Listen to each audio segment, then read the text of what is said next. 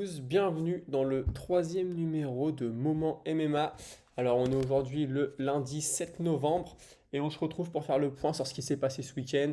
Alors il va y avoir de la news, il va y avoir de l'actu et on va aussi revenir un petit peu sur l'événement du week-end. Alors je ne vais pas rentrer dans le détail des fights, hein, c'est pas le but c'est de donner les résultats puis voir s'il y a des gens qui ont rebondi, hein, des combattants qui ont rebondi sur les résultats pour demander des fights. Donc on va voir ça ensemble, on est ensemble pour un petit moment, je pense que ça va durer peut-être entre une petite vingtaine de minutes, histoire de faire le tour de tout ce qui s'est passé ce week-end, puis on va revenir notamment sur Mark Hunt, j'en avais parlé vendredi. Il devait combattre en boxe anglaise ce week-end, donc on va voir ce qui s'est passé pour lui. Mais d'abord, la première news, c'était l'UFC qui apparemment voulait organiser un Rafael Fiziev contre Charles Oliveira. Au Brésil en plus, donc pour Oliveira c'était bien, c'était un bon retour, mais peut-être un peu tôt, hein. Oliveira il a perdu le mois dernier euh, sa ceinture, même si la ceinture, il en avait été dépossédé s'il avait loupé le poids, mais ce que je veux dire, c'est qu'il a perdu. En plus, de façon vraiment là, il s'est fait soumettre. Je pense que son ego en a pris un coup, hein, par Makachev. Un combat où moi personnellement je trouve qu'il a pas fait forcément ce qu'il fallait, hein. Il s'est peut-être un peu enflammé avec ce fameux coup de genou sauté qui nous sort de nulle part. Et au moment où il repose les pieds au sol, il se fait cueillir. Bon bah voilà, c'est comme ça. On espère qu'il va rebondir, mais on a vu qu'il avait du mal à l'avaler, hein, la défaite. Bon, il a admis qu'il avait perdu, c'est pas le souci, mais je pense que celle-là lui a fait mal parce qu'il était sur une grosse série, sur un gros run.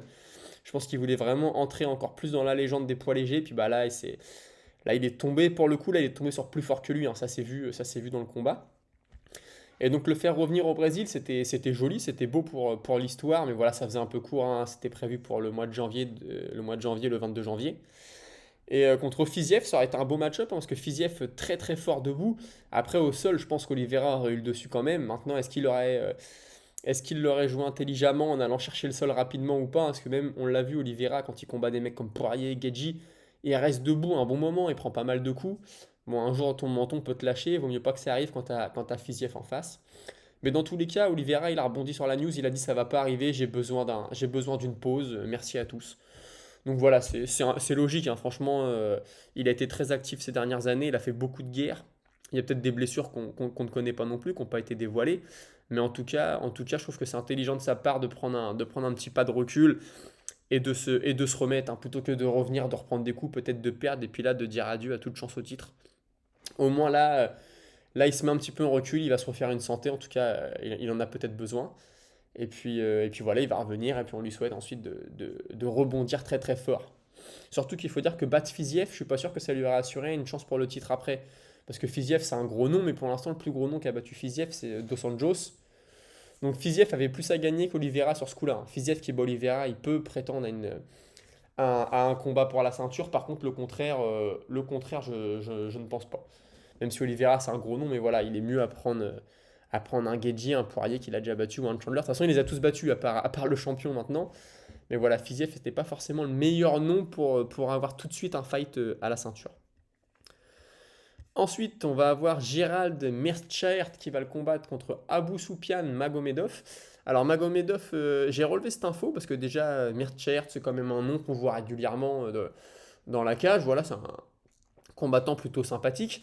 Mais en fait, l'UFC lui fait pas un cadeau en lui mettant Magomedov parce que Magomedov, c'est lui qui, dans les prélims de l'UFC Paris, a mis un KO, mais un KO magnifique qui avait fait se lever toute la salle. Ça a l'air d'être un combattant très très dur, très très bon debout en plus. Meerschaert, c'est pas un cadeau, il avait déjà pris Shimaev. Shimaev l'avait mangé, mais vraiment, c'était impressionnant. Il lui avait mis un direct en ligne qui l'avait fait s'écrouler. Là, on lui met Magomedov. Bon, voilà, franchement, là, c'est pas un cadeau. Mais bon, après, voilà, ça se trouve, Meerschaert va la jouer à l'expérience et il va réussir à casser la vibe Magomedov, mais il n'y en a pas vraiment. Il a juste mis un super KO à l'UFC Paris. Moi, je me rappelle, quand j'ai revu son visage, là, ça m'est tout de suite revenu. Je me suis dit, ah oui, c'est lui à l'UFC Paris qui a mis un super KO. Donc voilà, pas forcément un cadeau pour notre ami Gérald, mais bon, dans tous les cas, faut combattre. Je pense que lui, en plus, c'est un combattant qui n'a pas forcément fait des mille et des cents dans sa carrière. Donc là, on lui propose un combat, il le prend. C'est tout à son honneur, même si voilà, il peut y avoir du dégât, mais voilà, il va jouer le rôle de gatekeeper, on va dire. Même pas gatekeeper du top 15, hein, mais bon, au moins, voilà. Magomedov, il a tout à gagner, hein. S'il le bat, il dit voilà, j'ai battu un petit nom. Maintenant, donnez-moi du plus sérieux, surtout s'il lui remet un KO comme il a fait à l'UFC Paris. Alors là, je vous explique pas, ça va retourner à fond sur les réseaux, ça va être bon pour sa pub, hein. Franchement, pour sa pub à lui, ça va être très très bon. Donc voilà la petite news que j'ai trouvé intéressante de retweeter. En plus, ça a été posté par Marcel Dorf. Franchement, lui qui est vraiment, alors il est à la pointe surtout, toutes les infos, les matchmaking, tout ça, il est toujours là. Donc voilà, je l'ai retweeté parce que j'ai trouvé ça très intéressant. Ensuite, on a Giga Chikadze qui va affronter The Korean Zombie, enfin qui devrait l'affronter à l'UFC Séoul. Donc c'est cool, hein, l'UFC Séoul, si c'est ça, forcément main event. Hein, The Korean Zombie, c'est une légende là-bas. Korean Zombie, la dernière fois qu'on l'a vu, il a pris une méchante correction contre Volkanovski, hein, pour le titre poids plume. Bon, j'espère qu'il s'en est bien remis. Ça reste un gros nom. Je pense qu'il est plutôt quand même sur la fin de carrière que sur le début. Je pense qu'on sera tous d'accord là-dessus. Giga Chikadze, pareil, il y avait de gros espoirs placés en lui. Il s'était fait méchamment, méchamment calmer par Calvin Kattar. Calvin Kattar qui avait fait un super combat, franchement. On pouvait faire la petite comparaison entre ce que Kattar avait pris contre Holloway et ce que Kattar a mis à Chikadze. C'était un peu la même chose. Il y avait vraiment une classe d'écart. En tout cas, ce jour-là, il n'y avait pas photo. Maintenant, Chikadze, bon potentiel, hein, excellent kickboxer. Ça va être intéressant, les deux vont peut-être rester debout. Si c'est le cas, ça peut être très très très beau. Ou est-ce que le zombie va essayer d'amener ça au sol? Ce qui est possible aussi, hein, mais en tout cas, hâte de voir comment. J'ai plus à en apprendre sur ce combat, sur Giga Chikadze, que sur le Korean Zombie. Le Korean Zombie, on connaît, on sait qu'il est là, on sait que c'est très solide. Voilà, on connaît sa carrière. Chikadze, lui, c'est quand même un peu plus neuf. S'il passe pas le Korean Zombie, ça va être compliqué d'avoir des prétentions pour la ceinture, tu vois. Par contre, s'il le passe, là, ouais, il se remet tout de suite dans la danse. Il se remet tout de suite dans la danse et puis voir ce qu'il y aura pour lui. Mais il y a de belles choses dans la catégorie, en tout cas, hein. Donc voilà la news qui a fait du bien. Puis forcément, Merab qui soutient son compatriote. Ensuite, Mark Hunt. Mark Hunt, on en a parlé vendredi. Je vous avais dit qu'il devait combattre en anglaise parce que voilà, petit souci d'argent, il a besoin de financer le procès. Il n'avait pas été forcément très, très, très convaincant dans ses premières sorties sur le ring. Et là, il a même complètement créé l'upset, hein. Il a mis KO son adversaire, un KO que vous pouvez trouver sur YouTube, etc. En tout cas, il lui met un pur KO à la Mark Hunt. Voilà, le pur KO Mark Hunt, hein. Il lui fait très très mal. L'autre en face, il tient à peine debout, il titube sur ses jambes et puis il va le finir après dans les cordes. Franchement, belle sortie, j'étais content pour lui. Tu sentais que lui, il était soulagé après son combat. Et il a laissé entendre que c'était peut-être le dernier qui ne recombattrait pas. Franchement, si on enlève le côté pécunier, le côté argent, moi, je ne souhaite pas de recombattre, hein, pas reprendre plus de coups qu'il en a déjà pris dans sa carrière, surtout en anglaise. Comme j'avais dit, 90% des coups vont être à la tête. C'est un poids lourd, il va combattre. En plus, maintenant, voilà, il combat en Australie, il va combattre des Samoa, il va combattre des mecs qui tapent comme des brutes. Je lui souhaite pas de continuer sa carrière, hein. Je pense qu'il faut qu'il s'arrête là-dessus. Après, je suis personne pour lui dire, mais en tout cas, ce serait beau qu'il s'arrête sur une victoire. Voilà, il aura gagné en kickboxing, il aura gagné en MMA, il aura gagné en anglaise. C'est beau, en plus ça va faire parler de lui, hein. Bon, c'est une star en Australie, hein. Franchement, il y a des programmes sur lui, sur Amazon Prime, Australia, etc. Mais là c'est cool de finir sur ce genre de choses. Voilà, c'est bien, il prend un chèque, j'espère qu'il va en faire un bon usage et qu'il va pouvoir passer à autre chose. Ensuite, Georges Saint-Pierre qui fait parler de lui. Alors, Georges Saint-Pierre, il est très actif sur les réseaux sociaux, hein. Il poste des vidéos de ses entraînements quasiment quotidiennement. Le gars est en pleine forme, hein. Il sait même plus se maintenir. Là, c'est vraiment, il se fixe toujours des objectifs. Dernièrement, on l'a vu, son objectif c'était de faire une traction à un bras, donc tous les jours il se filmait ses progrès, etc. Et là, il reparle un peu de l'après-carrière, parce qu'on sait, hein, Jake Paul veut créer une union des combattants, il veut que les combattants gagnent plus d'argent, il veut que les combattants aient une assurance santé même à la fin de leur carrière. Et Georges Saint-Pierre a rebondi là-dessus en disant c'est vrai que la plupart des fins de carrière pour les combattants de MMA, c'est des films d'horreur. Il dit voilà, ça se passe mal, il y a des blessures, il y a des problèmes d'argent, parfois il y a des problèmes cérébraux.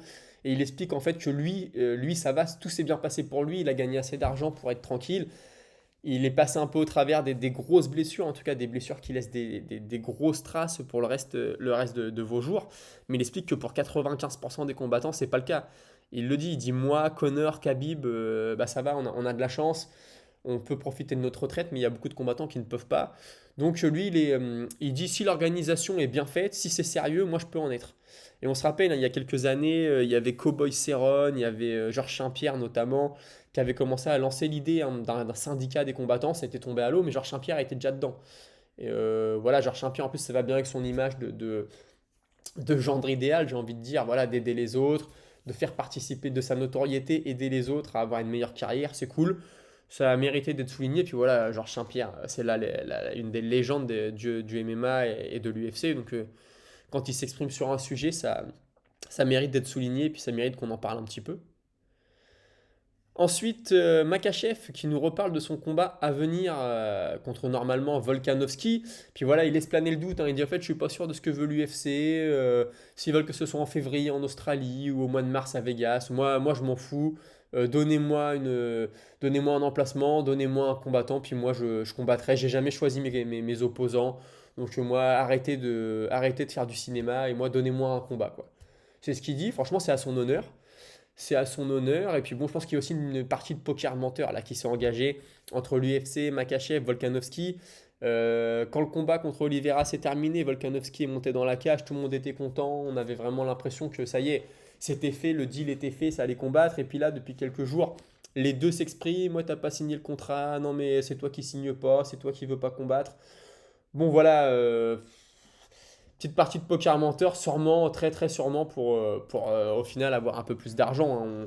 On sait comment ça marche. Mais voilà, et Makachev qui s'exprime là-dessus. On va voir comment ça évolue. J'espère que ça va pas trop traîner parce qu'on sait jamais. Après, il peut y avoir d'autres opportunités qui se présentent, etc. Moi, Volkanovski, j'ai vraiment envie de le voir monter. Même si je mets Makachev favori sur ce combat, on sait jamais. Volkanovski, il a un gros gros cœur. J'ai envie de voir. J'ai envie de voir ce combat, surtout que Makachev, malheureusement, là, en poids léger, à part Darius, moi, qui je pense peut proposer quelque chose en lutte. Sinon, t'as Gaethje, t'as Poirier, t'as même Fiziev. Mais franchement, la lutte de Makhachev, pour moi, elle va dépasser tous ces mecs-là, quoi. Donc à voir Chandler, il y a Chandler, mais Chandler, c'est pareil, il n'a pas beaucoup utilisé sa lutte depuis qu'il est à l'UFC, en tout cas, hein. C'est plutôt un mec explosif debout qui essaye de t'arracher la tête. Alors ouais, si Chandler bat Poirier samedi prochain, pourquoi pas, mais il faudrait que Chandler voilà, nous sorte une grosse perf de lutte pour arriver à bout de Makhachev. Et puis Chandler, il prend beaucoup de coups, Makhachev, il tape fort. Voilà, moi franchement, Makhachev, là, je le vois pour l'instant régner sur les légers, en tout cas. Attendons de voir ce que ça va donner avec des Tsaroukian, avec des Gamrot, quand ils vont revenir un peu, voir ce que ça peut donner. Mais là, c'est vrai que pour l'instant, Volkanovski, pour moi, ça me semble être un très très bon test pour Volkanovski en tout cas. Puis ça va venir un peu titiller Makhachev, voir il va pouvoir défendre sa ceinture. Ensuite, on va donner les résultats de l'UFC de ce week-end. Et donc le premier combat de la main card, hein, je ne vais pas revenir sur les prélims, même s'il y a eu de belles choses en prélims, mais voilà, on va surtout passer sur la main card. On avait Grant Dawson qui combattait Mark Madsen et qui a étranglement arrière sur Mark Madsen au troisième round. Franchement, grosse performance de Dawson. Je rappelle, hein, je l'avais dit vendredi, mais Madsen c'est un médaillé d'argent aux Jeux Olympiques en lutte gréco-romaine, hein, donc c'est quand même quelqu'un. Et franchement, Dawson l'a mangé, mais dans tous les aspects du combat. Je dirais que le début de premier round, la première minute, Madsen a existé. Il a mis la pression en pied-point. Il a même réussi à connecter Dawson sur un enchaînement de points. Dawson est tombé au sol. Mais tout de suite, il est venu accrocher les jambes. Il a réussi à prendre l'avantage. Et il s'est très vite retrouvé dans le dos de Madsen. Et ça a été comme ça pendant tout le round. Je pense qu'il y a 3 minutes 30, au moins 3 minutes 30, où Dawson est dans le dos de Madsen. Il essaye de l'étrangler. Donc le Danois, il défend bien, il survit. Et le deuxième round commence. Dawson, c'est lui qui emmène au sol. Il a un peu de mal à trouver le takedown au début. Il est beaucoup sur le single leg. Et à un moment, il arrive à amener Madsen au sol. Et là, tu vois la tête de Madsen, il commence à respirer la bouche ouverte. Là, tu as l'impression que dans la tête de Madsen, il se dit waouh, si j'arrive pas à dominer le combat dans mon domaine de prédilection, ça va être compliqué. Surtout qu'il vient de se prendre 3,30 ou 4 minutes avec l'autre dans le dos. Tu te doutes bien que le cardio en a pris un coup. On est reparti pour un deuxième round pareil où c'est du Dawson qui est dessus, qui a la position dominante non-stop. Donc compliqué pour Madsen. Et au troisième round, tu te dis bon, bah là, il faut que Madsen il sorte la grosse performance pour s'imposer. Et puis finalement, c'est Dawson qui touche debout. Il touche pas. Tout ce qu'il fait, il touche. Que ce soit les low kicks. Il fait très très mal en low kick. Que ce soit les enchaînements de points, les enchaînements pieds-points, tout passe. Et finalement, il finit par mettre Madsen au sol. Et puis il l'étranglement arrière. Franchement, il a déroulé. Super performance. Alors avant le combat, moi je trouvais qu'il y avait match, hein. Quand tu as un champion olympique, un vaincu qui arrive. Et puis un combattant aussi invaincu. Un Dawson était aussi invaincu avant le combat. Tu pouvais te dire qu'il allait avoir match. Là, franchement, il n'a pas laissé de place au hasard, Dawson. Il a montré qu'il était le meilleur. Puis après, dans la cage, pour l'interview, c'est Daniel Cormier qui vient de l'interviewer et Dawson lui dit ouais, je suis fan de toi, je suis heureux que ce soit toi qui m'interviewe, c'est la première fois dans ma carrière que tu m'interviewes. Toi, tu es le meilleur lutteur, qu'est-ce que tu as pensé de ma performance? Et puis Daniel Cormier lui dit ouais, tu as eu une performance qui a été géniale, moi je t'ai trouvé très bon. Et Dawson dit ouais, j'ai bossé à fond, tu sais, moi j'ai pas forcément de talent pour la lutte, mais je l'ai travaillé à fond, puis aujourd'hui ça a payé. Il demande à affronter Tony Ferguson, parce que Ferguson est numéro 14 dans le ranking lightweight. Et lui, il dit même malgré la série de défaites de Ferguson, je pense que si je le bats, ça peut être bon pour moi. Et il est convaincu là d'être classé top 15 suite à sa performance. On verra. On verra. Ceci dit, s'il ne prend pas Ferguson, parce qu'on ne sait pas trop ce que ça va donner, Ferguson, moi je dirais pourquoi pas, s'il a encore un combat contre un mec non classé à faire, je le verrais bien affronter, et ce sera pas un cadeau, hein, mais je le verrais bien affronter Gregor Gillespie. Et là par contre, le vainqueur rentrerait dans le top 15. Gillespie, pour ceux qui ne connaissent pas, c'est un gros lutteur au cardio énorme. En fait, il donne tout. C'est une lutte, mais une lutte non-stop. Je me souviens d'un de ses combats, il termine le premier round, il n'a pas fini son adversaire. Il se relève, il titube tellement il s'est donné comme un dingue. C'est vraiment takedown sur takedown sur takedown. Et Gillespie, il a vu sa chance, hein. Il avait combattu Kevin Lee à l'UFC New York, je crois que c'était il y a 2 ou 3 ans. Malheureusement, il avait pris un KO sur un high kick, un KO terrible. Et ensuite, le Covid était venu s'en mêler, il n'avait pas combattu. Et le problème de Gillespie, c'est qu'il combat pas très régulièrement. En ce moment, il est sur du un combat à l'année. Mais franchement, si Dawson accroche Gillespie à son palmarès, là, par contre, je pense qu'il rentre dans le top 15, voire même il peut prendre un mec du top 10. Parce que tout le monde sait que Gillespie, pour se le prendre, c'est une horreur. Donc voilà, s'il peut pas entrer dans le top 15 tout de suite, moi je dis pourquoi pas Gillespie. Par contre, c'est pas un cadeau, hein. Il y a possible qu'il se casse les dents sur Gillespie. Et puis, euh, et puis voilà quoi. Mais bon, à suivre, grosse performance de Dawson. Moi, il m'a impressionné. Franchement, là, il a montré qu'il était à un niveau, voilà, il était un niveau au-dessus de son adversaire. Maintenant, bah, Madsen, la suite pour lui, ça va être compliqué parce que là, je pense que les portes du top 15 se sont fermées et je sais pas s'il va les revoir de sitôt. Donc, on va voir comment il va rebondir. On va voir, on lui souhaite de rebondir rapidement. Ensuite, on a eu une magnifique victoire d'un Dagestanais, hein, qui a fait ce que font tous les Dagestanais. Tagir Ulanbekov qui a battu Net Manes. Pareil, étranglement au premier round. Alors une guillotine debout, c'est ce qu'on voit un peu moins, mais c'est une guillotine qui a été amorcée au sol. Et en gros, pour vous résumer un peu le combat, ce qui s'est passé, c'est que Maness a mis la pression au début, hein. Il a essayé de faire reculer le Dagestanais, faire reculer un lutteur, hein, pour éviter d'aller au sol. Il a été un peu assez agressif. Même quand il se fait amener au sol, hein, parce que Ulanbekov, il lui met l'enchaînement classique. Il envoie les poings, quand l'autre lève les mains pour se protéger, boum, il lui plonge dans les jambes, il l'amène au sol. Au début, Maness, il a envoyé des coudes pour se protéger. Il a beaucoup envoyé, hein, pour gêner le jeu du Dagestanais. Mais voilà, le Dagestanais était trop fort. Et puis à un moment, il y a une sorte de scramble au sol. Si vous voulez, on se retrouve dans une position où c'est comme si Ulanbekov venait de sprawler Maness. Donc vous voyez la Maness sous lui, il a son torse sur son dos. Et Maness se relève, sauf qu'en se relevant, forcément, il lève un peu la nuque. L'autre, il passe la guillotine. Et puis debout, il lâche pas la guillotine. Tu vois que c'est très très serré, hein, même si ça dure quelques secondes. Où Maness se débat. L'autre, il a la guillotine, vraiment, il est sur la pointe des pieds, il rentre le bassin au max pour avoir un maximum de pression et Maness finit par taper. Franchement, grosse performance. Voilà, il a représenté le Daghestan. En plus, c'est un Dagestanais qui s'entraîne à l'American Kickboxing Academy, hein, comme les Khabib avant lui, comme Islam Makhachev, etc. Grosse performance, on a hâte de voir la suite pour lui. Franchement, c'était une belle performance, c'était impressionnant. Il a montré qu'il était là, quoi. Il a montré que la lutte était là et on va voir la suite pour lui, on va voir comment ça évolue. Ensuite, on a eu le chinois Shailan Nuerdwamkie, désolé, pas facile à prononcer, qui a battu Milner. Et alors là, par contre, sur ce combat, je vais y revenir parce il y a eu il y a un gros souci ensuite, c'est il semblerait que des infos aient fuité sur Mineur, parce qu'en fait Mineur s'est blessé au pied pendant le combat, ou au genou, on ne sait pas trop, il semblerait que ce soit le genou. En gros, pour vous résumer la situation, le combat commence, c'est le chinois qui est plutôt agressif, Mineur, lui, il est connu pour son sol. Mineur se protège, mais il a une façon de se protéger, Mineur, c'est vraiment... il monte les mains super haut, tu sens qu'il n'a pas envie de prendre de coups, c'est vraiment bizarre, il a une façon de se protéger qui est vraiment étrange, c'est pas forcément un truc que tu apprends dans les écoles de boxe. Et Mineur envoie un kick gauche au corps, donc il va chercher le foie, sauf qu'en fait il tape plutôt sur le bas-ventre, l'avant du ventre, avec le bout du pied. Et là, quand il repose la jambe, tu sens qu'il est blessé tout de suite, hein, il sursaute sur sa jambe. Donc le Chinois avance, mais lui, qu'est-ce qu'il fait? Il renvoie le même kick. Et là, il renvoie le même kick, quand il repose, pareil, il a mal. Et là, le Chinois rentre, coup de genou sauté. Alors, je pourrais pas dire s'il touche vraiment ou pas, mais en tout cas, tu sens que Mineur est secoué. Mineur se laisse tomber le long de la cage.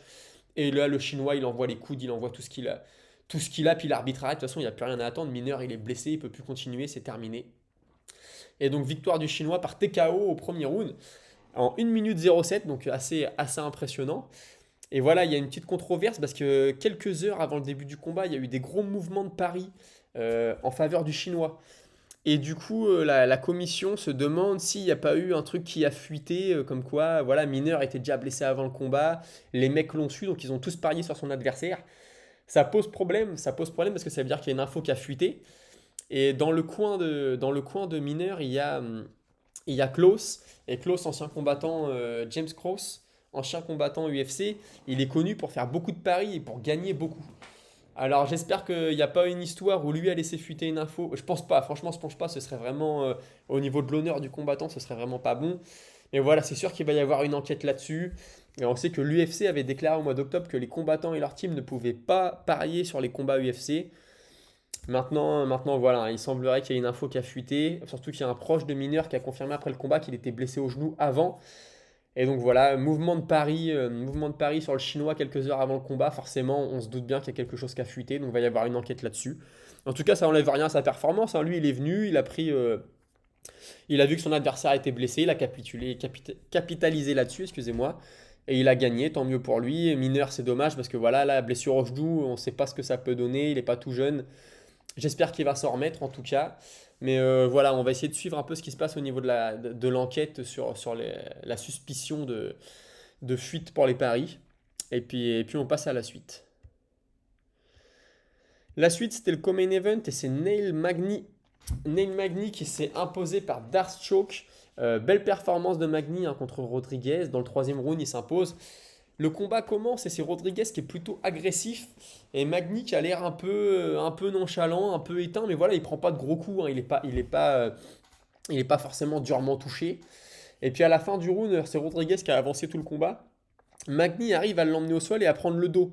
Donc tu vois, tu as Rodriguez qui est contre la cage, à moitié à genoux, avec 3 points d'appui au sol, Magny dans son dos, qui lui fait porter son poids. Puis le round s'arrête, donc tu te dis, bon, ça va être intéressant le deuxième round de voir un peu si Magny va aller tout de suite chercher la lutte ou pas. Et deuxième round, Magny est un peu plus agressif. Mais en fait, ce qui se passe, c'est que c'est Rodriguez qui fait l'action, mais il a du mal à trouver. Il est beaucoup avec son point arrière en ligne, il envoie beaucoup, il boxe en gaucher, son point arrière en ligne. Voilà, il touche un petit peu Magny, mais il y a pas de coup vraiment où on se dit, oh ça y est, Magny, il est éteint. Non, non, par contre, quand Magny, il envoie, quand il contre, quand il envoie des enchaînements, c'est beaucoup plus sec, c'est beaucoup plus franc. Puis voilà, le deuxième round se passe, et au troisième round, Magny, à un moment, il lui met la main dessus, il l'amène au sol. Et voilà, il passe un Dark Choke pendant qu'ils sont debout, hein, il verrouille son Dark Choke, puis après, paf, ça finit au sol. Magny s'impose, c'est cool. Alors par contre, Magny, il appelle Gilbert Burns pour son prochain combat. Il dit, ouais, je veux bien te combattre au Brésil. Et puis Gilbert Burns, ça rebondit là-dessus. On va le voir tout de suite. Il a dit, ouais, je te félicite. Il dit, ouais, il paraît que j'ai déjà un opposant, moi, enfin un combattant contre moi au Brésil. Mais si jamais il se présente pas, si tu veux, on peut combattre ensemble. Franchement, c'est plutôt cool de la part de Gilbert Burns d'accepter parce que Magny, il est quand même loin derrière lui au classement.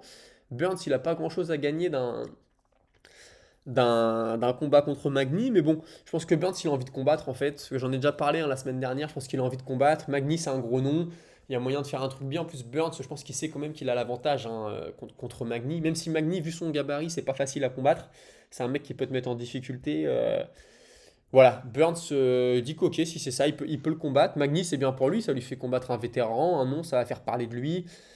Ouais, franchement, c'était culotté de faire ce call-là, parce qu'il y a quand même une petite différence entre les deux au ranking, comme j'ai dit. Mais ça passe, donc tant mieux pour lui, hein, si ça peut lui permettre de l'avoir, ce combat. Et en plus, ça y est, Magny, en gagnant ce samedi soir, il devient le combattant qui a gagné le plus de combats dans l'histoire des welterweight à l'UFC. Il est à 20 victoires. Donc il était à égalité avec Georges Saint-Pierre à 19 et il passe à 20. Et puis tu vois, Magny, c'est vraiment le gars cool parce qu'il a dit en conférence de presse, ouais, je suis pas Georges Saint-Pierre, me comparez pas à Georges Saint-Pierre. Voilà, il a Il sait, tu vois, il sait qu'il a pris le record du nombre de victoires, mais il sait qu'il n'a pas la carrière de Saint-Pierre, qu'il n'a pas le niveau de Saint-Pierre. C'est honnête de sa part, et puis voilà, c'était à souligner. Dans tous les cas, quand il se retirera, il restera qu'il a été un de ceux qui a détenu le record de victoires en welterweight avec 20. C'est plutôt bien d'avoir ça à côté de ton nom pour ta fierté personnelle, puis pour la légende. Je trouve ça bien. Et en tout cas, Magny, il a montré qu'il n'était pas mort, hein. Il a montré qu'il était toujours là suite à la dernière défaite qu'il avait pris. Malheureusement, ça avait été compliqué, hein. Justement, j'ai retweeté Anatomy of a Fighter qui dit que ça souligne encore plus la performance de Shavkat Sakhmonov qui avait battu Magny la dernière fois et qui avait vraiment rincé Magny au sol, quoi. Ça avait été une démonstration. Il y avait une classe d'écart entre les deux. Donc voilà, ceux qui doutaient encore de Shavkat Sakhmonov, voilà, ça prouve à quel point il va être dangereux, il va être dur à manœuvrer. Et puis voilà, quoi, on va attendre la suite pour ce petit trio entre Shakhmonov, Gilbert Burns et Magny. On va voir ce que ça donne. En tout cas, c'est marrant de souligner que si Magny prend Gilbert Burns, ça voudra dire qu'il a tapé plus haut dans le ranking que Shakhmonov qui l'a battu. Parce que Shakhmonov, pour l'instant, je ne sais pas trop qui va combattre. Mais en tout cas, bah, au-dessus de Gilbert Burns, il y a pas grand monde, hein. T'as Colvington, t'as Shimaev, et puis t'as Ousmane et le champion Edwards. Donc si c'est ça, franchement, il s'en sort bien. Magny, il va aller taper plus haut dans le classement que le dernier mec qui l'a battu. On verra, on n'y est pas, mais on verra ce que ça va donner. Ensuite, on a eu le main event, Marina Rodriguez qui a perdu et qui se plaint de sa défaite, qui dit qu'elle a été arrêtée trop tôt. Franchement, moi je pense pas. Elle était KO debout. Honnêtement, elle était KO debout, ça se voyait, elle voulait plus prendre de coups, elle tournait la tête. Amanda Lemos a fait ce qu'il fallait faire, elle l'a bien touché. Je vais être honnête, c'était pas un combat super fun à voir, hein. Franchement, j'étais content que ça s'arrête au troisième round et qu'on n'aille pas au bout des 5. Premier round, il s'est quasiment rien passé. Lemos a été un peu plus actif, mais voilà, c'était très limite. Deuxième round, c'était pas beaucoup mieux, mais je sentais que Lemos était un petit peu au-dessus. Moi, c'était l'impression que j'avais. Puis au troisième round, Lemos ça a connecté avec un overhand du droit. Rodriguez, elle reste debout, mais elle recule. Et Lemos, ça la chasse un petit peu, elle lui met quelques coups contre la cage. Puis tu vois que Rodriguez, il n'y a plus rien à en attendre. Elle est, elle est out, quoi. Tu sens qu'elle est vidée. Et pour moi, elle est KO debout, hein. C'est un peu l'image que tu peux avoir d'un Garbrandt contre Dillashaw quand il est KO debout. C'était moins pire, c'était vraiment, c'était moins, mais quand même. Du coup, voilà, défaite de Rodriguez, elle a du mal à la digérer. Moi, perso, je trouve que c'était le bon moment pour arrêter. Il y a pas d'erreur d'arbitrage là-dessus. Et puis voilà, l'UFC c'est terminé là-dessus. Franchement, quand tu vois le main event, Lemos Rodriguez, t'as pas forcément envie de regarder. Mais les petits combats qu'on a eu avant ont plutôt bien délivré. Il y a eu de belles choses. On notera notamment la performance de Dawson. Moi, c'est celui qui m'a impressionné. On a le Dagestanais aussi qui m'a impressionné. Malheureusement, la blessure de Mineur. Voilà, en plus, un Mineur, pour revenir un peu là-dessus, quand il kick, si vous pouvez aller voir la vidéo, il envoie sa jambe gauche, il ne s'est même pas contré, hein. Il se blesse sur le ventre de son adversaire. Et puis après, il repose, il renvoie le même kick. Donc là, c'est un peu. Moi, je pense que peut-être que Mineur, il s'est dit je suis blessé, le toucher au foie, ça peut être le moyen de le finir. Donc il envoie ce premier kick, il loupe son premier kick, il se dit waouh, mon genou, il tient plus. Perdu pour perdu, j'essaye de renvoyer un deuxième kick puisqu'il n'a pas bloqué le premier, donc peut-être que le deuxième peut aller pile au foie. Et malheureusement, le deuxième, il va pas, il se fait mal aussi, et puis c'est terminé. Voilà, on verra la suite pour Mineur, la suite, l'enquête, là, j'espère qu'il va pas y avoir de trucs un peu sales à découvrir. J'espère pas, franchement, parce que j'aime bien son coin, Mineur, je l'aime bien lui, j'espère qu'ils vont pas se trimballer une casserole avec ça. De toute façon, je vous tiendrai au courant dès que j'aurai des infos qui tomberont là-dessus. On a Diego Sanchez qui sort du bois aussi. Alors j'ai souligné ça parce que Diego Sanchez, voilà, c'est une figure de l'UFC. On sait que ces derniers temps, malheureusement, c'était pas top au niveau santé mentale. Et la vie, je me suis jamais senti aussi libre comme un navire d'esclaves. Bon, c'est un peu bizarre, je comprends pas trop l'image, mais bon. Et puis voilà, quoi, en gros, il dit que il arrive à bien balancer le bien et le mal en lui. Bon, voilà, Diego Sanchez, en tout cas, voilà, on sait qu'il est toujours actif sur les réseaux, en tout cas. Bon, c'est une sortie un peu bizarre, mais ça lui correspond, hein, ça lui correspond. Il est un peu perché, excusez-moi, Diego Sanchez. Il a tweeté ça, j'ai trouvé que c'était marrant à retweeter, de savoir qu'il est toujours actif, il est toujours là, en tout cas. On l'a pas revu combattre. Bon, je pense qu'il est arrivé à un point de sa carrière où il recombattra peut-être pas, hein. Pour rappel, il avait été sous influence d'un mec qui était une sorte de gourou sur ses derniers combats à l'UFC. C'était ce mec-là qui l'accompagnait à chaque fois. Il était tout seul dans son coin, il l'entraînait dans des conditions bizarres. Beaucoup de mecs avaient dit attention à ce gars-là, il est dangereux. Diego est en train de perdre pied à ses côtés, et puis ça va, il s'est séparé de ce gars-là. Mais bon, voilà, toujours un peu perché, Diego Sanchez. Donc, en tout cas, il a l'air de bien aller bien. Il s'est jamais senti aussi bien comme un navire, on va dire, un navire dans le grand large. Et puis voilà, tant mieux pour lui. Voilà, je voulais souligner ça parce que Diego Sanchez, ça fait un moment que j'avais eu des nouvelles de lui. Là, il a tweeté ça. Je dis, bon, bah allez, j'en profite, je retweet, hein, ça donnera des nouvelles de lui. Ensuite, on a Bilal Mohamed qui s'est exprimé sur le combat qui semble être pas loin de se concrétiser entre Covington et Chimaev. Et donc Bilal Mohamed, il sort d'une victoire, hein, je le rappelle, sur la même carte que Islam Makhachev. Une belle victoire, hein, il s'est bien imposé. Donc pour ceux qui ne le connaissent pas, Bilal Mohamed, c'est surtout un lutteur. C'est surtout un lutteur, mais c'est un peu un mec que l'UFC ne met pas beaucoup en avant. Pourtant, il est sur une belle série de victoires, hein. Franchement, il a fait de belles choses. Et en gros, il dit que lui, ce sera un meilleur match-up que Covington contre Chimaev. Il dit qu'en gros, lui, il a la clé. Il a la clé pour aller chercher Chimaev. Il dit que son striking est meilleur que celui de Covington. Alors là, par contre, moi, je pense pas. Covington, il a quand même un bon striking, hein. Même si c'est un lutteur de base, moi, je le trouve, il a un striking qui est tout en volume. Il est vachement inventif. Il n'hésite pas à les coups de poing sautés, hein, les Superman Punch, les coups de pied, c'est pareil. Moi, je le trouve bon debout. Je le trouve bon debout, Covington. Je pense que là, Mohamed, il est pas forcément dans le vrai quand il dit ça.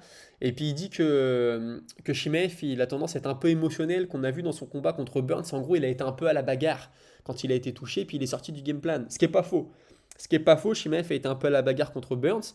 Et il dit qu'en gros, lui, il va bien savoir gérer ça. Il dit que Covington, lui, il aime pas être dans la bagarre, il aime pas quand ça commence à toucher, alors que lui, il aime bien que lui, il sait gérer ça. Donc en gros, ce sera un meilleur match-off pour Chimaev. Peut-être, peut-être. Moi, personnellement, je pense que Covington est au-dessus de Mohamed. Je pense que Covington peut poser des problèmes à Chimaev. Je dis pas que Mohamed n'en posera pas, hein, mais moi je pense que Chimaev battrait Bilal Mohamed, c'est mon avis. Alors que Chimaev contre Covington, là il y a un match. Il y a un match selon moi, donc on verra. On verra ce que ça donne. En tout cas, il se place, il a raison de parler parce que c'est pas un mec qui parle beaucoup, c'est un mec qui est plutôt sympathique, Bilal Mohamed, et il n'est pas forcément récompensé avec des beaux combats. Il avait eu le retour de Leon Edwards. Malheureusement, il se prend un doigt dans l'œil, le combat s'arrête. Mais il faut être honnête, contre Leon Edwards, il se faisait déborder, hein. Il se faisait vraiment déborder. Leon Edwards était au-dessus, vraiment au-dessus. Après, on ne sait pas, le combat aurait pu basculer, puis il aurait pu prendre l'ascendant. C'est possible, mais selon moi, en tout cas, je pense qu'il aurait perdu ce combat contre Leon Edwards. Je pense que Covington est au-dessus de lui. Je pense que Shimaev aussi. Mais il a raison de parler parce que s'il veut avoir des beaux combats, il faut qu'il parle. Il faut qu'il fasse parler de lui. Il faut qu'il aille un peu trash talker. Ça peut servir. On ne sait pas. Si le combat Shimaev-Covington se signe et qu'il y en a un des deux qui se blesse, vu que lui a parlé, bah voilà, ça sera peut-être sa chance. Donc il a raison de parler. Puis c'est un bosseur, hein, Bilal Mohamed. Moi j'aime bien le voir combattre, hein. Je pense juste qu'il est pas au top, top, top niveau. Tu vois, il est juste en dessous. Pour moi, il est à la marche en dessous. Pourquoi pas combattre un Masvidal? Il aura l'avantage du match-up. En lutte, il pourra faire poser des problèmes à Masvidal. Puis Masvidal, lui, en striking, aura peut-être un peu plus de place. On verra. Mais s'il peut se prendre Masvidal, par exemple, c'est une bonne idée. Je pense qu'il peut faire un bon shake. Parce que Masvidal, c'est un nom. Puis accrocher Masvidal, c'est toujours bien. Donc, affaire à suivre. Ensuite, on a Johanna Jędrzejczyk, en gros, qui dit que elle, parce qu'elle va peut-être être introduite au Hall of Fame. Dana White en a parlé, mais elle dit qu'en gros, son idée, c'est que le Hall of Fame, c'est un peu un truc de retraité, tu vois, un truc de vieux, et que elle disait que son but quand elle est revenue à l'UFC combattre Weili Zhang, c'était de reprendre la ceinture encore une fois. Donc, elle a du mal à se voir dans le rôle de la vieille fille retraitée, quoi, mais elle dit qu'en fait, ça sera un honneur quand même. Donc elle a dit peut-être que ce sera ma surprise, on verra. Mais voilà, elle aurait préféré plutôt être championne une nouvelle fois plutôt qu'être au Hall of Fame. Ne pas être au Hall of Fame, mais être championne une nouvelle fois. Bon là, être championne une nouvelle fois, ça semble compromis. Je pense que son temps est passé, même si elle, ça a été une combattante vraiment énorme. Elle a fait énormément pour le MMA féminin. Ça a été une athlète complète, hein. Franchement, elle a régné sur sa catégorie. Elle était létale, hein. Quand elle te mettait la main dessus, c'était terminé. Maintenant, voilà, je pense que son temps est passé. Moi, je trouve ça bien si elle rentre au Hall of Fame, c'est cool. C'est une belle reconnaissance de la part de Dana White. Ça reste qu'une idée pour l'instant, mais je pense que s'il en a parlé, c'est que ça va se faire. C'est que ça va se faire, et puis elle sera contente. Au final, elle sera contente, elle le dit, hein, ça sera un honneur d'y être. Mais voilà, c'était cool de souligner cette petite idée, comme quoi elle a quand même cette mentalité de championne. J'aurais préféré être championne qu'être au Hall of Fame, ce qui est largement compréhensible. Ensuite, on a Shane Burgos qui est maintenant, il n'est plus à l'UFC, il est au PFL, il devait combattre Marlon Moraes. Les deux anciens de l'UFC devaient se combattre avant que la prochaine saison régulière ne recommence. On se rappelle, le PFL, c'est un grand tournoi sur une saison. Et en fait, le PFL voulait les faire s'affronter avant ça. Voilà, faire une sorte de combat, j'allais dire combat de gala, mais il n'y a pas de combat de gala, hein, ça reste un vrai combat, bien sûr. Mais voilà, et moi je trouve ça, à la limite, il dit qu'il est blessé, qu'il combattra pas, c'est peut-être pas plus mal. Au moins, il va se réserver pour le tournoi, parce que c'est le tournoi qui compte, c'est là où tu peux prendre 1 million de dollars. Après, peut-être que le chèque qu'on lui proposait pour combattre Marlon Moraes était énorme aussi. Surtout que Burgos, c'est pas un mec qui a fait des millions à l'UFC. S'il peut prendre un chèque contre Moraes, c'est bien pour lui, tu vois. C'est un mec qui a besoin d'argent. En tout cas, je le suppose, sauf s'il a des sources de revenus que je connais pas, ce qui est possible. Mais voilà, en tout cas, il est blessé, il combattra pas Marlon Moraes. J'espère que c'est un mal pour un bien, puis peut-être pourquoi pas qu'il prenne le tournoi l'année prochaine avec le million. Et là, dans ce cas-là, il aura tout gagné malgré sa blessure. On verra ce que ça va donner pour lui. Mais voilà, les deux anciens de l'UFC qui devaient s'affronter. Sachant que moi, je donne l'avantage à Burgos hein, contre Moraes. Déjà, il aura l'avantage du gabarit. Puis voilà, il est plus frais, il est plus jeune. Moraes, il est un peu sur la fin quand même, hein. La fin à l'UFC, ça a été dur pour lui. Je donnais l'avantage à Burgos. Donc on verra s'ils sont amenés à s'affronter par la suite. Sean O'Malley qui rebondit, parce que là vraiment je reparle encore de Jake Paul, mais Jake Paul tout le monde en parle, donc je suis obligé d'en parler, il fait l'actualité hein, malgré tout ce qu'on peut dire, et il va dans le sens de Bisping quand il dit qu'en fait, il se dit est-ce que vraiment Ned Diaz va prendre Jake Paul, parce qu'il pense que Jake Paul est vraiment plus fort que Ned Diaz, il dit Jake Paul looks good, donc voilà, il a l'air très bien, c'est très beau ce qu'il fait, donc lui il voit plutôt Jake Paul battre Ned Diaz, donc il se demande si le combat arrivera ou pas, si Ned Diaz va prendre ce combat. Moi, je pense que Ned Diaz, il le prendra pour faire de l'argent dans tous les cas. Et puis aussi, tu sais, il y a ce côté comme Jake Paul, il défend beaucoup les combattants et il est beaucoup opposé à Dana White. Il y a aussi ce côté quand tu soutiens Jake Paul, tu soutiens un peu ta cause en tant que combattant, quoi. Tu vois, Jake Paul, il est pour plus de salaire pour les combattants UFC, il est pour plus d'assurance santé, etc. Donc quand tu as un combattant, de te mettre de son, tu vois, faire un petit compliment sur lui, il faut aussi lui rendre un peu l'appareil, quoi. Tu vois, tu fais beaucoup pour nous, tu as beaucoup de notoriété, tu fais beaucoup d'argent. Il y aura peut-être possibilité un jour de te combattre. Bon, O'Malley, il est vraiment beaucoup plus léger que Jake Paul, donc ça arrivera pas, je pense pas. Mais tu vois, il y a ce côté, voilà, on te jette aussi un peu des fleurs pour montrer aussi un peu à Dana White, à l'UFC, que voilà, on aime bien ce que fait Jake Paul. Tu vois, nous, un jour, on ira peut-être aussi combattre en boxe pour faire de l'argent si toi, tu nous payes mal. Donc il y a ce petit côté-là aussi, faut pas être naïf. Mais voilà, Sean O'Malley qui sort un peu qui sort un peu il a dû sortir ça peut-être dans son podcast ou je sais pas où il a dit ça, mais voilà, il sort du bois pour dire ça, c'est cool, c'est bien, puis de toute façon il a raison, hein, il a raison de se mettre du côté de Jake Paul là-dessus. Après voilà, il profite de ça, il parle de Ned Diaz, mais en fait je pense qu'il s'en fout que Ned Diaz batte Jake Paul ou pas, c'est juste une petite fleur qu'il envoie à Jake Paul, puis voilà, comme tout le monde parle de ça, bah, il donne son avis là-dessus aussi puisque Bisping en a parlé, Joe Rogan en a parlé, tout le monde en parle, bah il en parle aussi. Il a raison. Et voilà, du coup, on aura duré, j'avais dit une vingtaine de minutes, mais on est plutôt proche des 40 minutes. Mais voilà, il y a le lundi, il y a toujours beaucoup de choses à dire, il y a des choses qui se sont passées dans le week-end. Je ne reviens pas sur tous les événements, forcément, sinon on ne s'arrêterait plus. Mais voilà, c'était un petit point matinal, hein, il va être bientôt midi, là, quand je finis la vidéo, je vais la poster, et puis j'espère que vous allez apprécier. On se retrouvera demain, pareil, pour faire un petit point des actus. Demain, ce sera sûrement un peu moins long, parce qu'il n'y a pas de combat ce soir, forcément, ou des ligues mineures. Mais voilà, on se retrouve bientôt. En tout cas, j'espère que vous avez apprécié. Prenez soin de vous et à la prochaine.